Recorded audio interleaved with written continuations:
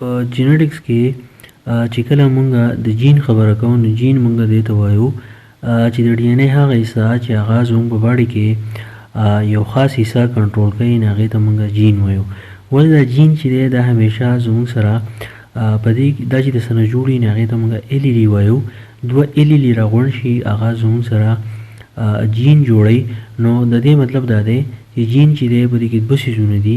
هر یو انډیویجول ته مونږ ال ای ډي ورته مونږ وایو. کله چې دا ال ای ډي یو شاني نو هغه جین ته مونږ هوموزایګس جین وایو، او کله چې دا ال ای ډي د یو بل نه بدلي نو هغې ته مونږ هیټروزایګس جین ورته وایو.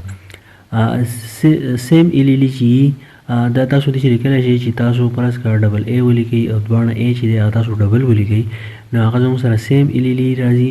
او ډفرنټ ال ای ډي دا دی چې کله تاسو دوه لیټر ولیکئ نو په هغه دوه لیټر کې یو لیټر چې دی تاسو کیپیټل ولیکئ او بل لیټر چې دی سمال ولیکئ نو دغه زموږ سره مثال دی د ډفرنټ ال ای ډي.